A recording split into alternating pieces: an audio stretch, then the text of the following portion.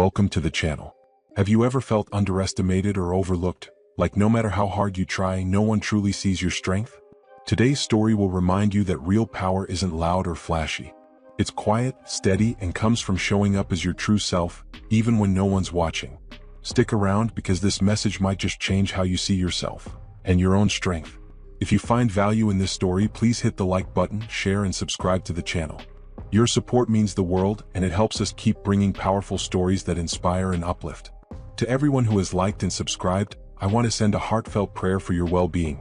May you be blessed with good health, may all your burdens become lighter, may you find ease in every challenge, be freed from financial struggles, receive solutions to your toughest problems, and experience healing and peace in every area of your life. Thank you for being part of this community. I'd love to hear your thoughts. Please leave a comment below.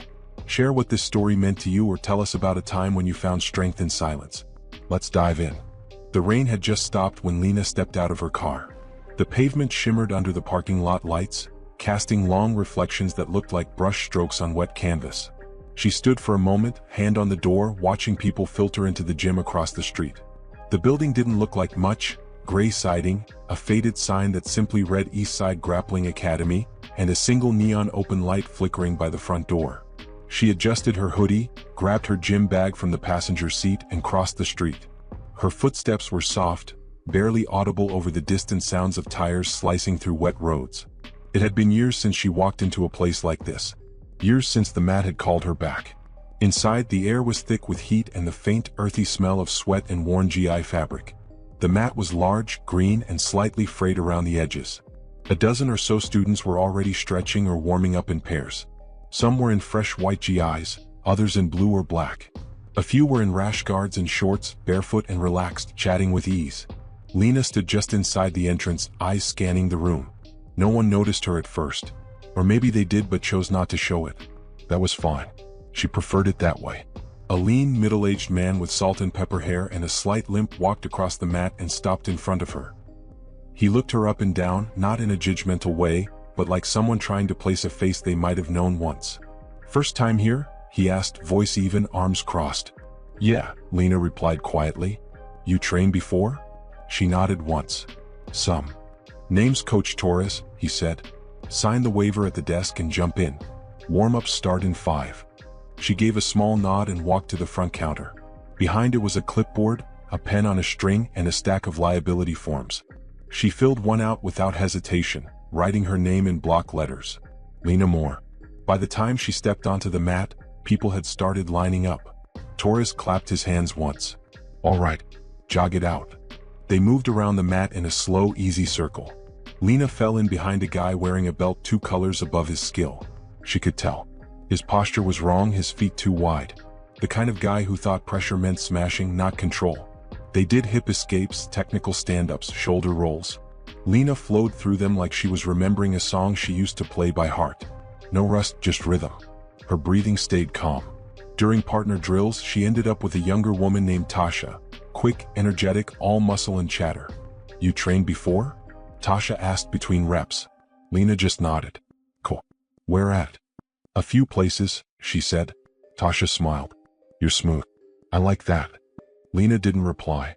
She just adjusted her grip and moved through the next drill. When it came time to roll, Torres pointed to pairs. 2 rounds. "Let's go." He didn't match Lena up at first. She stood near the edge, wiping sweat from her brow with a small black towel. Then someone tapped her shoulder. "You want to go?" The voice belonged to a tall guy with blonde curls and a smug smirk. His name, stitched in red on his GI, read Derek. "Sure," Lena said. They bumped fists, then gripped. Derek came in fast, aggressive. He tried to bull rush her into side control, but Lena shifted her hips and pulled guard before he could settle. His weight dropped hard and he postured up to pass.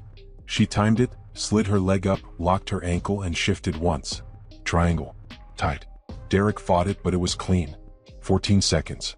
He tapped. There was a pause after that. Not just in the match, in the room. People noticed. Lena released the choke, sat up, and offered a hand. Derek took it, embarrassed but quiet. Coach Torres raised an eyebrow. "Nice transition." She nodded once. "Thanks." For the next round, a different student approached her. Marcus. He was quieter, stronger. They rolled slow. Technical. He tapped to an armbar, clean and efficient. Then a third person stepped forward. A woman this time. Lean, fast, intense. They went longer. Lena gave her space, tested her angles, passed with pressure but patience. Took the back. Rear naked choke. The room didn't erupt. It never does in real places. But the silence changed. It thickened. Coach Torres walked over. You said you trained before. I did. Where at? Brazil, she said softly. Bahia. He blinked. How long? 4 years. You a black belt? Lena hesitated. I am. I just don't wear it anymore. Nobody laughed. Nobody questioned it. Because they saw it. Torres gave a slow nod. You should have said something. I didn't come here for that, she said. Just to train. There wasn't much left to say. Not for anyone. She sat back on the edge of the mat, back straight, eyes calm. No need to explain herself. The mat had already done it. When the clock hit the end of class, people gathered near the wall. Sweat-drenched and quiet. Torres looked around, then back at Lena. Skill don't always wear a stripe, he said. But tonight we saw it. Someone laughed softly. A warm laugh. Not mocking. Curious. A younger student raised a hand. Can she teach sometime? Torres glanced at Lena. We'll talk about it. People began to pack up. A few nodded at Lena as they passed. Not fake. Just respect. She stood, grabbed her bag and headed for the door. On the way out, Derek stopped her. Hey, he said awkwardly. She turned. I was out of line. She didn't smile. Didn't offer a handshake. Just nodded. Yeah, you were. Then she walked out into the night, the pavement still shining, her steps even and unhurried. The quiet return had begun. Lena didn't talk much during the drive home.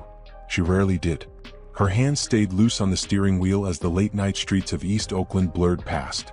Apartment lights glowed behind fogged-up windows. Storefronts with metal grates looked like forgotten teeth in the city's quiet mouth. She pulled into a narrow driveway behind a duplex tucked between a liquor store and a boarded-up building. It wasn't much, but it was hers. One bedroom, barely furnished. The kind of space that didn't ask questions. Inside, the air was still. A thin mat covered the hardwood floor, and on the kitchen table sat an old photo. A man with dark skin and a proud smile, arms crossed in front of a jiu-jitsu academy in Salvador. Her father. Gone now, 3 years to the day. Lena sat on the edge of her mattress and peeled off the sleeves of her hoodie. Her arms were lean, the muscle lines sharp and clean. She hadn't rolled like that in a long time. But it came back. It always did. Like breath. Like instinct. She leaned back, one arm draped over her eyes. She had promised herself she would never compete again. No seminars. No circuits. No gyms asking for the legend from Bahia to come and clean house. That part of her was dead. She buried it after the tournament that changed everything. But the mat didn't forget. The next morning came with low clouds and the sound of dogs barking across the block. Lena made her coffee black and stood at the kitchen sink, watching rain begin to patter again on the fire escape. She had nowhere to be. That was the blessing and the curse. After her father died, she came back to California and took temp work. Office jobs, night shifts, occasional cleaning gigs. Enough to keep the lights on. But nothing close to purpose. The jiu-jitsu gym pulled at her. Not just for the training. But the quiet. The order. The language of control without violence. At noon, her phone buzzed. Unknown number. She let it go to voicemail. Then it buzzed again. This time a message. This is Coach Torres. You got time tonight? We've got open mat. Thought you might want to drop by. People were asking. No pressure. She stared at the screen for a long moment before typing back. Yeah, might swing by. The gym was different at night. Less formal. Students came in wearing mismatched gear. The front desk was unmanned, the stereo low and thumping something rhythmic and Brazilian. Lena walked in with the same quiet as before. But this time people noticed. A few nodded. Tasha waved from across the mat. Even Derek raised a hand in something like truce. Coach Torres was leaning against the wall, arms crossed, watching two students roll. You came back, he said. I said I might. He gave a half smile. You think about teaching? No. He nodded like he expected that. Still, people could learn a lot from you. Lena stepped onto the mat and started warming up. The familiar moves again. Elbows tight. Hips close. Pressure where it mattered. She flowed with Tasha, drilling open guard entries. Then helped Marcus with his frame when passing half guard. After an hour, Torres walked over and crouched beside her as she sat hydrating. You ever think about what this place could be? He asked. She gave him a look. What do you mean? We've got some real kids coming through. Struggling. Hungry. No structure outside of this room. I've seen what a good black belt can do for a gym. Not just the rolls. The example. Lena said nothing. I know you don't want attention. I'm not asking you to wear the belt. Just be around. Help them get better. Show them something honest. She looked past him at the mat. A teenage boy tried to roll out of a back take and ended up flat on his stomach. His opponent didn't gloat. Helped him reset. Something about that made her chest ache. I don't have much to offer outside the mat, she said. Then start there, Torres said. That's where everything starts. By the end of the night, a small crowd gathered around to watch her roll with Marcus again. This time she played defense. Let him try to smash pass. Let him almost get mount. Then slowly, cleanly reversed, took the back and held position. No submission. Just control. Dominance without ego. When they finished, Marcus sat up and grinned. You don't move like anyone I've trained with. Lena wiped sweat from her brow. You don't move like anyone I've taught. Torres clapped once and called it a night. As people filtered out, he handed Lena a folded GI top. It's clean, he said. Fits you. No patch. Just cloth. She took it slowly. You don't have to wear it, he added. But if you're going to keep showing up, I think the mat would like to see who you are. She looked down at the fabric. Ran her hand across the collar. Then she nodded. Small. But it was a start.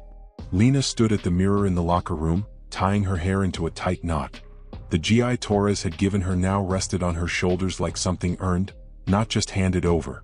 It was plain white, no academy patches, no rank stripes, just clean and quiet like her presence. But there was something different in how she wore it tonight. Not pride exactly, but readiness. The mat was busier than usual. Word had started to spread. The quiet woman with ocean-deep pressure and eyes that didn't flinch was training regularly. Some said she was from Bahia. Others said she used to compete at the highest level.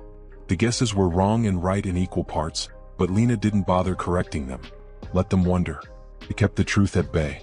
Coach Torres gathered everyone in a loose circle and made announcements. An upcoming local tournament. A fundraiser. A belt promotion next month. He glanced at Lena when he mentioned the tournament but didn't push. After class, while helping clean the mats, Lena noticed a figure by the front desk. A man, early 40s maybe, with a fighter's posture and the faded scars of competition on his eyebrows. He didn't train there. She'd have remembered. He nodded when she passed. You're the one who used to train in Brazil, right? She paused. Who's asking? Name's Cole Vasquez.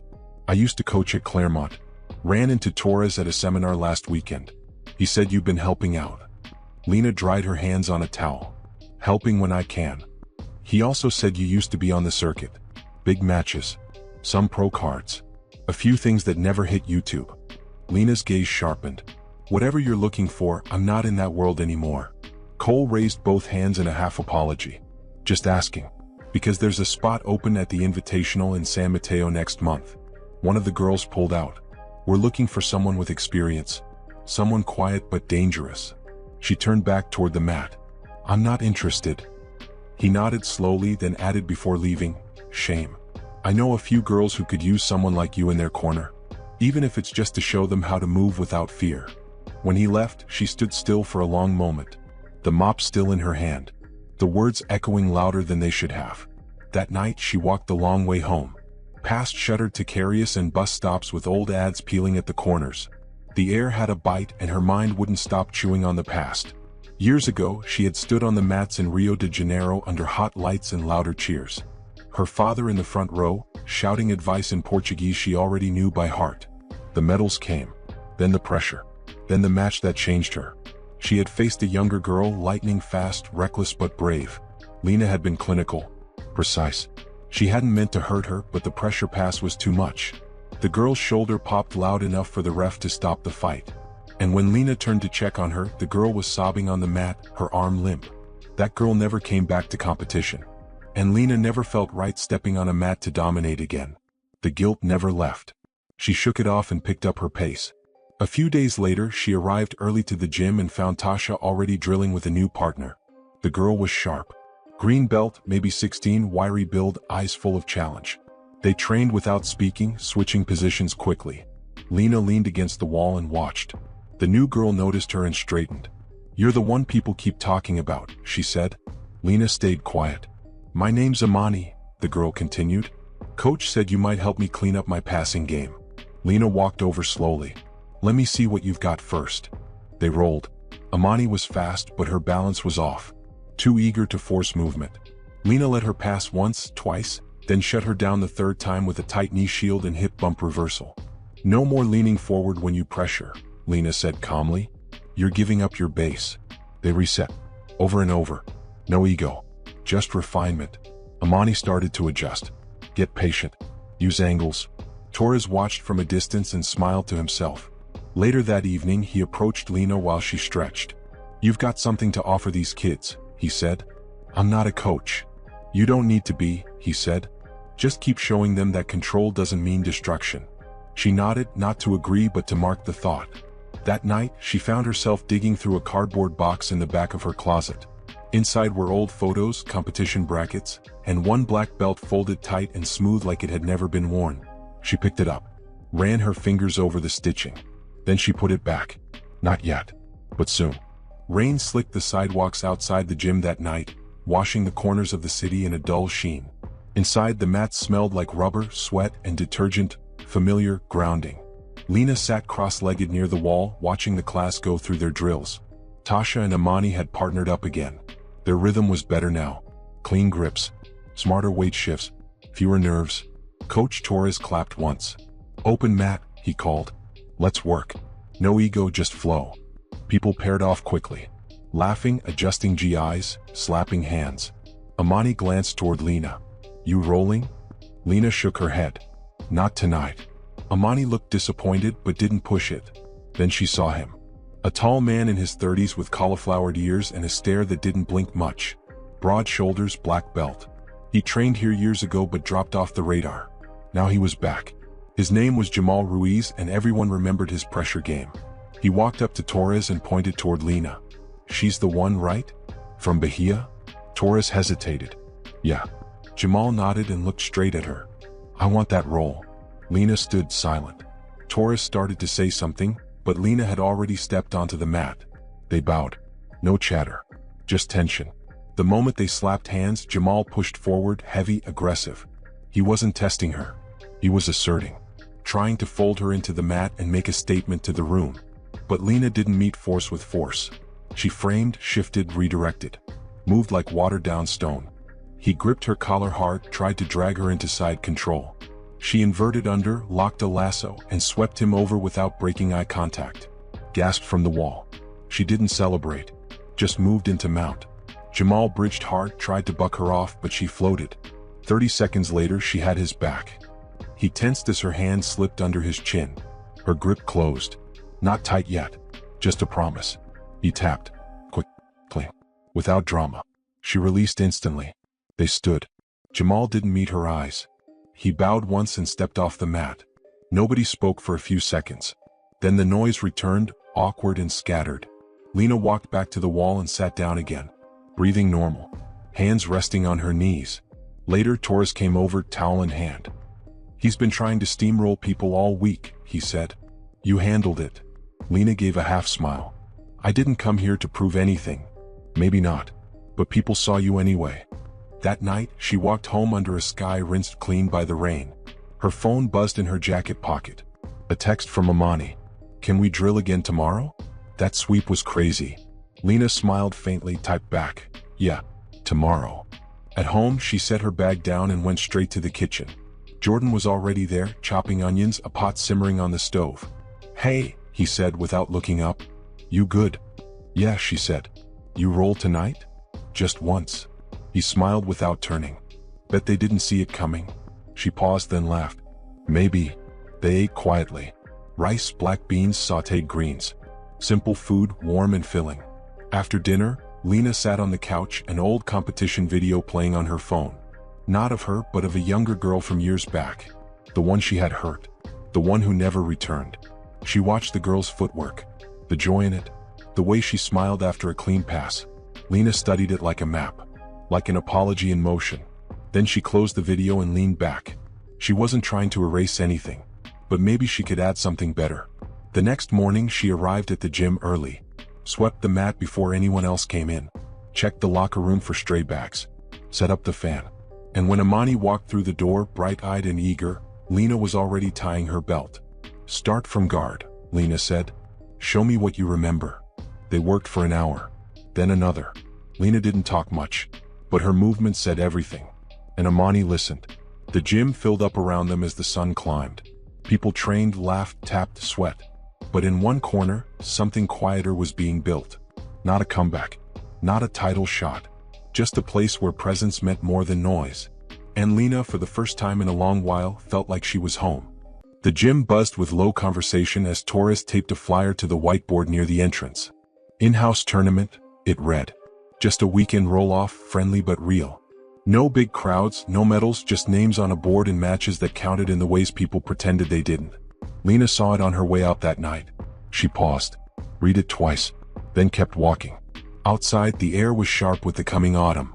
She pulled her hoodie tighter and headed home, her body tired but loose.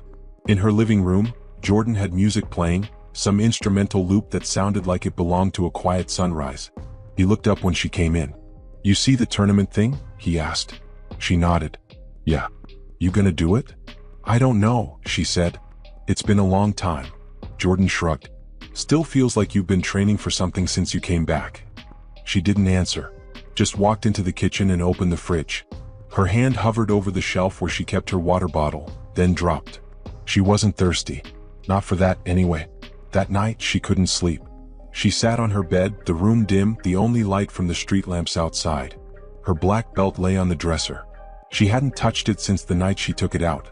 But now she reached for it. Not to wear, just to hold. The fabric was rougher than she remembered. The ends frayed from thousands of repetitions. So many ties. So many unties. Each a step in some version of herself. She thought about Bahia. About the heat of the dojo, the sting of salt on skin, the voice of Mestre Maro calling her name for the finals that year. She'd walked onto that mat angry, burning with something she hadn't even understood yet. She'd won. But the cost had followed her all the way back across the ocean. At the tournament, a young girl named Livia had tried a flying triangle she wasn't ready for. Lena had countered it hard, landed heavy. The pop of the elbow echoed louder than the crowd. Livia hadn't trained again. That's what they told her later. No fault, they'd said. Just bad timing. Bad luck. But Lena had carried it anyway. She still did. The next morning she arrived early again. Drilled with Amani. Talked more this time. Small things. Jokes about how hard Tasha gripped, how Coach Torres never remembered anyone's last name. At one point, Amani asked, "You doing the tournament?" Lena hesitated. "Not sure." "You should," Amani said. "You help everybody. Might be nice to let people see how it's really done." Lena smiled but didn't answer. She taught a class that night. Not officially, just covering warm-ups and running a few positional drills. Torres stood in the back, arms crossed, not correcting her, just watching. When class ended, he walked over. "You gonna roll this weekend?" he asked. "I don't know," she said. He nodded. "If you don't, it's fine. Nobody's gonna judge you.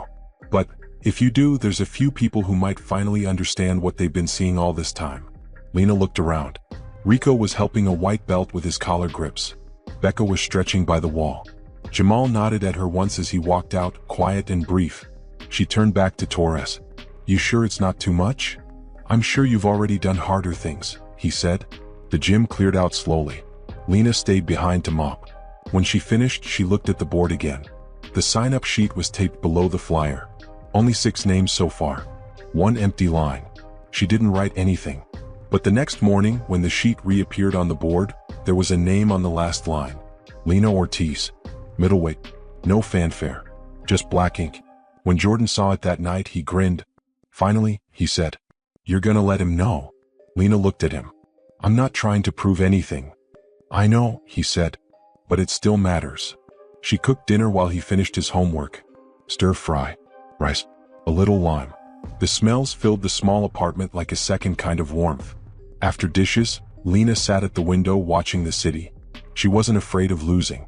Not anymore. But showing up still scared her. Because now it meant something again. And that was enough to make her care. Saturday morning came quiet. No alarms, no rush. Just stillness. Lena woke before the sun. The air in her apartment held that particular weight. like the day was waiting for something to begin. She dressed in silence. Black rash guard. Simple GI. No stripes, no patches, just fabric and breath. Her belt sat folded in the bag, untouched. She didn't know if she'd wear it. At the gym, the mats were freshly cleaned, lines crisp and gleaming under the overhead lights. Coach Torres moved through the space with a clipboard, nodding at early arrivals. Amani was already there, warming up. Becca stretched her shoulders with resistance bands. Rico sat cross-legged, eyes closed, earbuds in. Lena stepped in without a sound. A few heads turned. Small nods. Quiet acknowledgement. Torres looked up and smiled. You came. Lena nodded once. You ready? I am. He gestured toward the bracket board taped beside the entrance. First match in your division is in 30. You're third up. She scanned the names. No one she knew well. A few strong purple belts. A visiting brown belt from a gym across town. It didn't matter. The mat didn't care about names. Jordan arrived 10 minutes later, hoodie pulled low, camera in hand. He found a spot near the edge, gave her a thumbs up from behind the crowd. She gave a small nod back. Time passed in warm-ups, in hands shaking out nerves, in the hum of breathing. When her name was called, Lena stepped forward. Her opponent was lean, mid-20s, confident, but respectful. They bowed, slapped hands, bumped fists. The match started with cautious grips, both of them playing the edge. But it didn't stay that way. Lena dropped into her guard with purpose. She wasn't rushing, but she was drawing the rhythm. 2 minutes in, she swept clean, an old scissor series she hadn't used in years. Passed aside control. Settled her weight. Her opponent bucked hard, trying to scramble. Lena flowed with it, stepped over to mount. Then the transition. Armbar. The whole thing took just under 4 minutes. There was no cheer, just the echo of the ref's voice calling time. Lena stood, helped her opponent up, and bowed again. Then she walked off the mat and sat. Torres gave her a glance as she passed. She didn't need words. Second match, an aggressive brown belt with long legs and tricky guard retention. This one took longer. Back and forth, collar drags and counter grips, 2 resets at the edge of the mat. But Lena didn't crack. She stayed in the pocket, methodical. Pressure passing, shoulder driving just enough. She climbed position with intent, not speed. Finally, mount again. Cross-collar grip deep under the neck. 8 minutes. Every second deliberate. By now, the room had started to shift. People were watching differently. Not like spectators, but like witnesses. They saw it. Not a comeback. A return. Final match. The other finalist was Tasha, a tough, dynamic purple belt from the other side of Oakland. She walked onto the mat with no fear and a grin that said she'd been waiting for this. They bumped fists. The match began fast. Tasha shot early, got grips, tried to muscle a takedown. Lena sprawled, heavy and calm. They reset. Tasha came in again, this time pulling guard, sweeping hard. She scored first. Lena didn't panic. She worked slowly, controlling Tasha's sleeves, moving her hips just enough. Then she broke free, stood and passed. One knee down. Underhook. Pressure. Mount again. Tasha bridged violently. Lena floated. Eventually she took the back. Hooked one leg. Then 2. Slid the arm under. Time.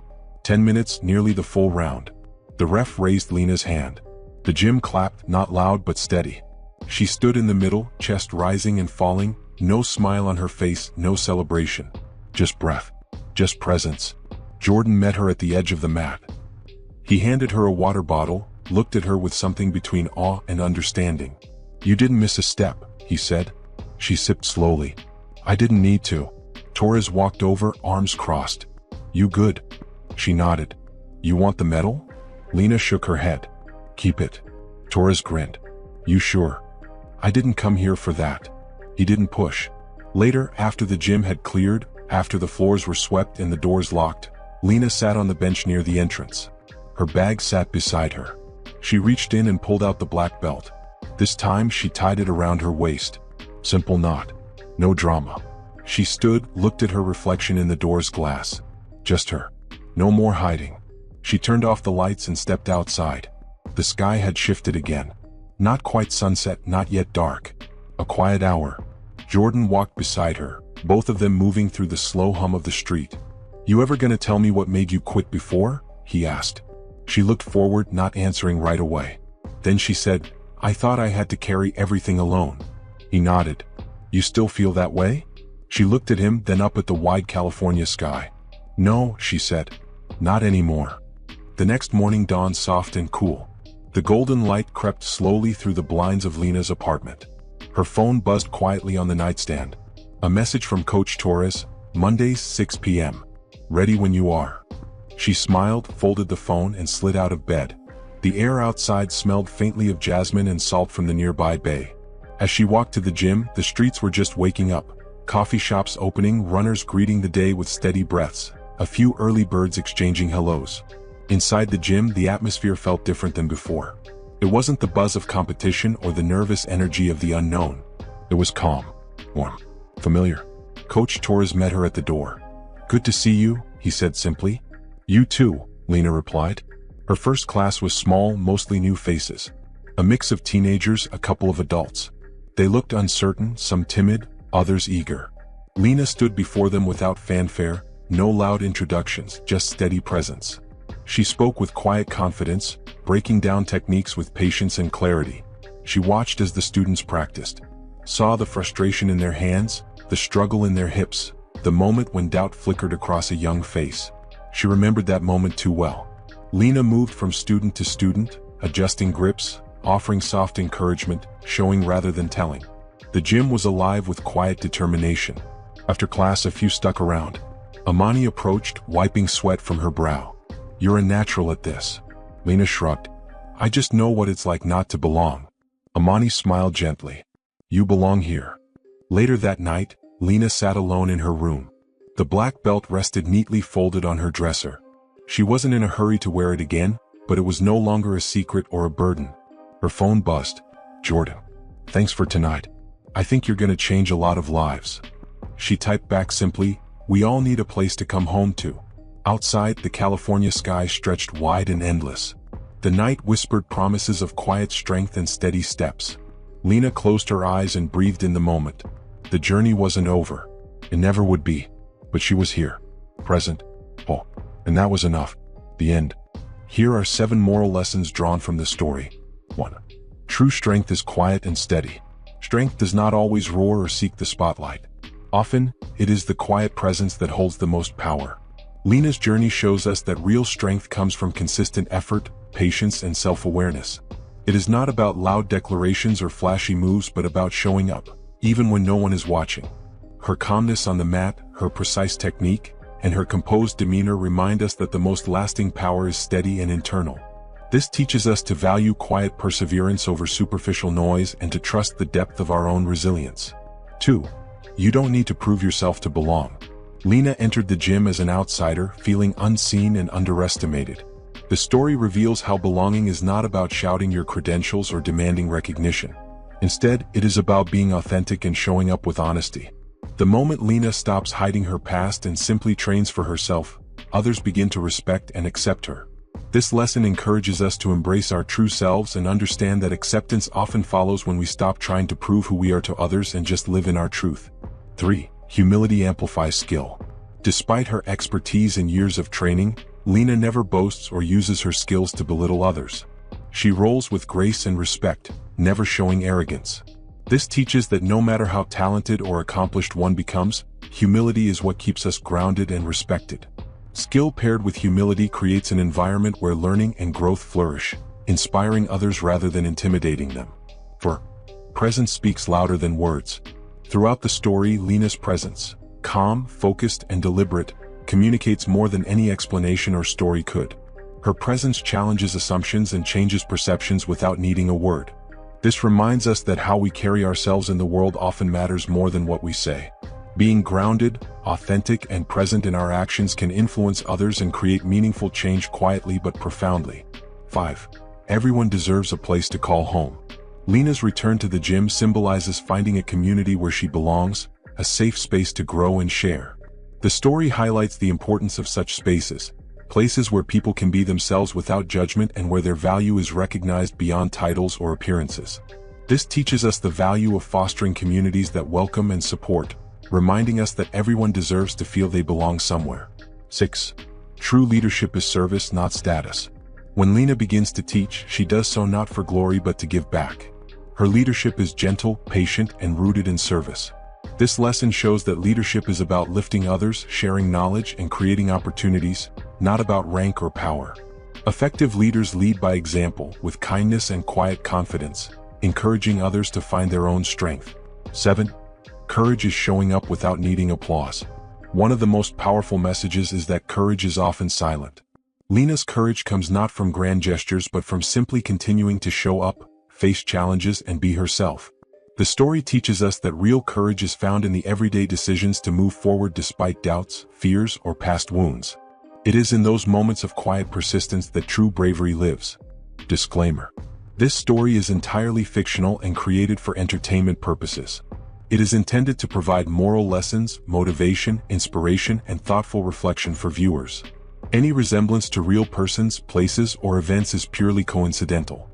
Thank you so much for watching and listening to this story.